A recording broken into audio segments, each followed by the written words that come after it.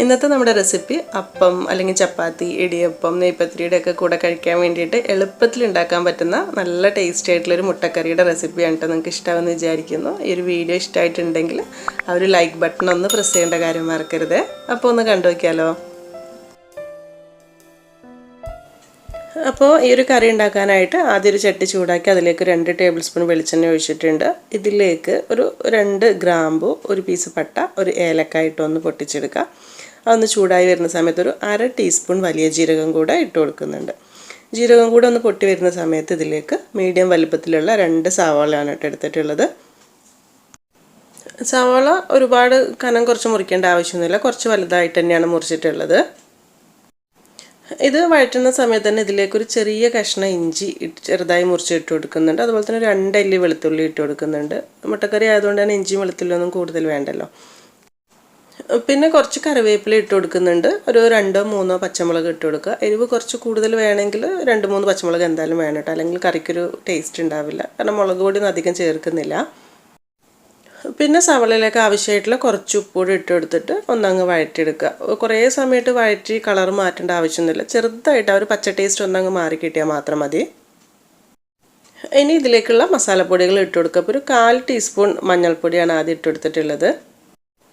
പിന്നെ ഒരു 1 ടീസ്പൂൺ നല്ല എരിവുള്ള മുളക് പൊടിയാണ് ഇട്ട് കൊടുക്കുക. അതിൻ്റെ കൂടെ തന്നെ 1 ടീസ്പൂൺ മല്ലിപ്പൊടിയാണ് ഇട്ട് കൊടുക്കുന്നത്. ഒരുപാട് മസാലപ്പൊടികളൊന്നുമില്ല കേട്ടോ നമ്മുടെ ഈ ഒരു കറിക്ക്. പൊടികളുടെ പച്ചമണം മാറാൻ വേണ്ടി ഒന്നുകൂടെ നല്ലോണം ഒന്ന് മിക്സ് ആക്കി എടുക്കുക.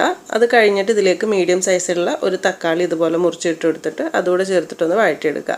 ആദ്യം പറഞ്ഞ പോലെ തന്നെ ഒരുപാട് ഉടഞ്ഞ് വരേണ്ട ആവശ്യമൊന്നുമില്ല, ഒന്നങ്ങ് വെന്ത് കിട്ടിയാൽ മതി. അപ്പോൾ നമ്മുടെ തക്കാളിയും അത്യാവശ്യം ഒന്ന് വെന്ത് റെഡിയായി വന്നിട്ടുണ്ട്. ഈ ഒരു രീതിയിലായി കിട്ടിയാൽ മതി. ഇനി ഇതൊന്നങ്ങ് ചൂടാറിക്കോട്ടെ. ആറുന്ന സമയത്ത് മിക്സിയുടെ ജാറിലിട്ടിട്ട് വെള്ളമൊന്നും കൂട്ടാതെ നന്നായിട്ട് ഇതുപോലെ ഒന്ന് അരച്ചെടുക്കുകയാണ് ചെയ്യുന്നത്. ഇതുപോലെ ഒന്ന് അരച്ചെടുത്തിട്ട് ഒരു സൈഡിലേക്ക് വെക്കാം. ഇനിയിപ്പോൾ നമ്മൾ മസാല വഴറ്റിയെടുത്ത ആ ഒരു പാനിലേക്ക് ഒരു 1-1.5 ടേബിൾ സ്പൂൺ വെളിച്ചെണ്ണ കൂടെ ചേർത്ത് കൊടുക്കുക. അതൊന്ന് ചൂടായി വരുന്ന സമയത്ത് ഒരു 3-4 ചെറിയുള്ളി ഒന്നങ്ങ് മൂപ്പിച്ചെടുക്കുന്നുണ്ട്. ചെറിയുള്ളി അത്യാവശ്യം നന്നായിട്ടൊന്ന് വറവായി വരുന്ന സമയത്ത് കുറച്ച് കറിവേപ്പിലയും കൂടി ഇട്ട് കൊടുക്കുക.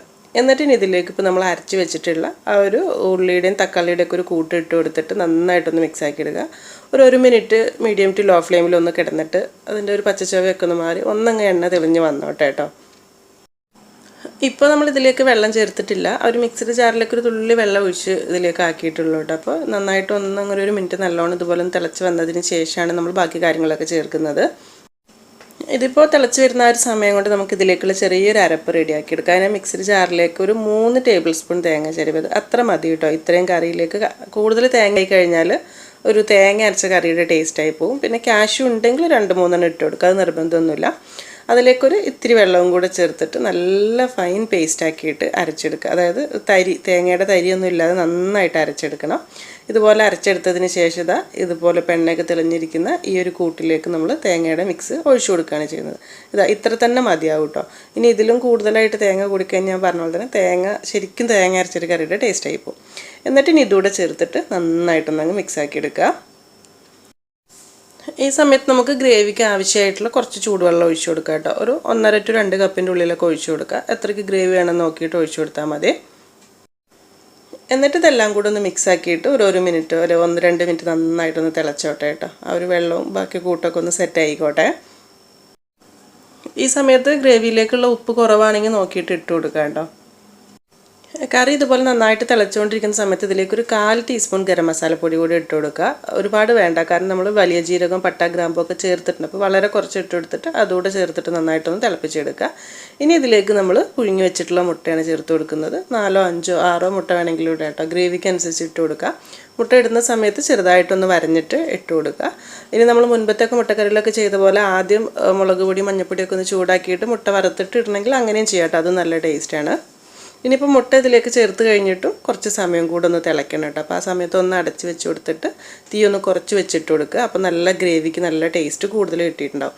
കാരണം നമ്മൾ പെട്ടെന്ന് അങ്ങ് കറി വെള്ളം ഒഴിച്ച് മിക്സ് ആക്കി എടുത്ത് കഴിഞ്ഞാൽ അത്ര ടേസ്റ്റ് കിട്ടില്ല. കുറച്ച് സമയം ഒന്ന് തിളപ്പിക്കുകയാണെങ്കിൽ നന്നായിട്ടുണ്ടാവും. ഇപ്പോൾ കണ്ടുകൊണ്ടിരിക്കുന്ന സമയത്ത് നമ്മുടെ വീഡിയോ നിങ്ങൾക്ക് ഇഷ്ടമാവുകയാണെങ്കിൽ ആ ഒരു ലൈക്ക് ബട്ടൺ ഒന്ന് പ്രസ് ചെയ്യേണ്ട കാര്യം മറക്കരുത്. സബ്സ്ക്രൈബ് ചെയ്യാത്തവരുണ്ടെങ്കിൽ അതും കൂടെ കേട്ടോ. ഇപ്പോൾ നമ്മുടെ ഗ്രേവിയൊക്കെ നന്നായിട്ട് തിളച്ച് കറി പാകത്തിന് കുറുകി വന്നിട്ടുണ്ട് കേട്ടോ. ഈ ഒരു രീതിയിലൊക്കെ ആവുന്ന സമയത്ത് ഗ്യാസ് ഓഫ് ആക്കുക. ഇനിയും വറ്റിക്കേണ്ട ആവശ്യമില്ലല്ലോ, കുറച്ചൊരു ഗ്രേവി വേണ്ട. എന്നിട്ട് ലാസ്റ്റ് ഇതിലേക്ക് കുറച്ച് ആവശ്യത്തിനുള്ള കുറച്ച് മല്ലിയിലയും കൂടി ഇട്ട് കൊടുക്കുകയാണെങ്കിൽ നന്നായിരിക്കും. അപ്പോൾ നമ്മുടെ ഈ ഒരു കറി ചൂടോടുകൂടി തന്നെ സെർവ് ചെയ്യാൻ വേണ്ടിയിട്ട് എടുക്കാം. ഞാനൊരു പുഴുങ്ങിയ മുട്ട കൂടെ ഇതിൻ്റെ മേലേക്ക് മുറിച്ച് വെക്കുന്നുണ്ട് കേട്ടോ. അപ്പോൾ നിങ്ങൾക്ക് ഇഷ്ടമായി എന്ന് വിചാരിക്കുന്നു. നമുക്കത് അപ്പം, ചപ്പാത്തി, ഇടിയപ്പത്തിൻ്റെ കൂടെയൊക്കെ കഴിക്കാൻ പറ്റുന്ന നല്ലൊരു കോമ്പിനേഷൻ കറിയാണ്. ഞാനിപ്പോൾ ഇതിവിടെ നമ്മുടെ നെയ്പത്തിരിയുടെ കൂടെയാണ് കേട്ടോ കഴിക്കുന്നത്. നമ്മൾ മുൻപ് റെസിപ്പി ഷെയർ ചെയ്തിട്ടുണ്ട്, ലിങ്ക് ഡിസ്ക്രിപ്ഷൻ ബോക്സിലുണ്ട് കേട്ടോ. ഇത് രണ്ടും കൂടെ കഴിക്കാൻ നല്ല സൂപ്പർ ടേസ്റ്റാണ്. അപ്പോൾ ചെയ്ത് നോക്കുന്നുണ്ടെങ്കിൽ ഫീഡ്ബാക്കൊക്കെ അറിയിക്കുക. ഇനി എന്തായാലും നല്ല റെസിപ്പീസായിട്ട് പുതിയ വീഡിയോയിൽ കാണാം. താങ്ക്